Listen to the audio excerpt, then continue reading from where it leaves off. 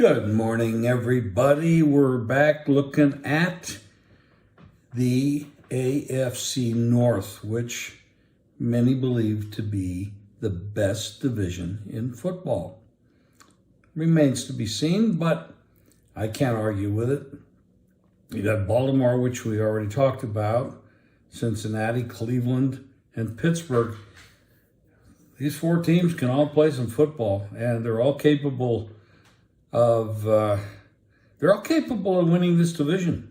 They really are.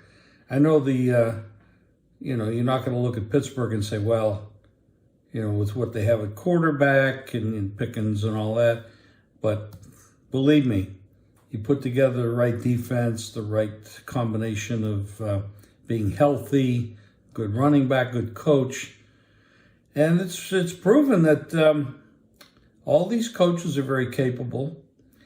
The one team that we'd have to question as far as culture would be Cleveland. I mean, they haven't won anything in half a century, but they do have talent. We'll talk about them next. Cincinnati Bengals, last 2 years, championship game, Super Bowl, and rightfully so, they could have easily won that Super Bowl. However, they didn't. But they played very good. How good is a coach? Zach Taylor, fifth year, 33-38 straight up, 41-28 ATS, 14-5 last year, 13-6 ATS. It's going to be hard to duplicate that because everybody sees them coming. You're not going to sneak up on anybody when you have Higgins, Chase, and Burrow. And when I mention those three, you didn't really think about this. They're all on the low end of the pay scale at this moment, but next year, Cincinnati's going to have to come out of pocket and pay these guys, and that's going to be tough because the money's not going to be there to spread it around to other players. So this is really a do or die season for this club. And I don't know that I can say they're going to win this division. Baltimore is tough. I mean, I'm tough. Harbaugh's a good coach. Cleveland has the players. I mean, when I look at this, Cleveland has probably the best roster of the four teams. Now, nobody knows what Watson's going to bring to the table after the 2-year absence, but he did have 6 games last year to get in. If he wants to, I mean, he got the big contract. We all know about that, $230 million guaranteed. Amazing.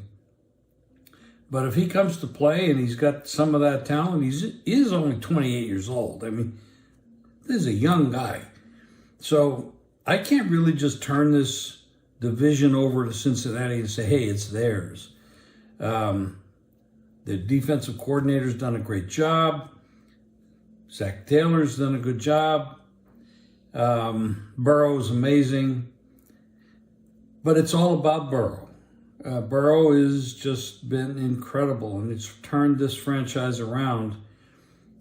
And I really do believe, a lot of people, I saw it posted number 11.5.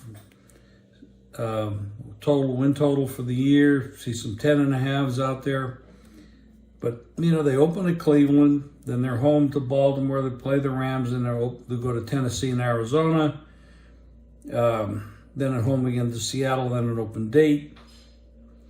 Going to have a lot of tough games along the way here. Playing those 3 teams in the division, this is going to be a war.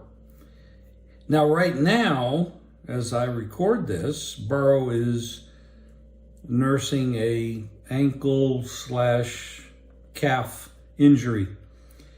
But getting off to a slow start for this team is not unheard of, and they can get rolling.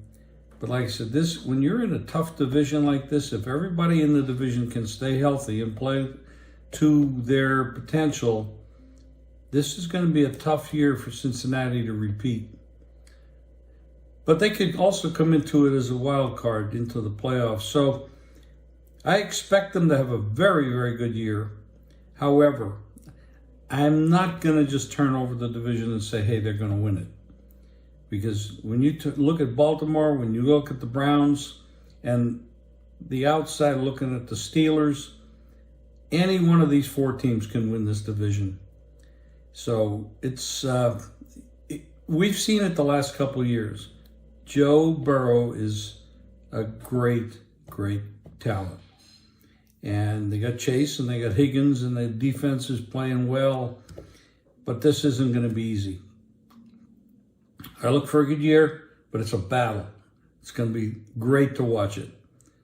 But we'll look at the rest of the teams as well. Be back soon.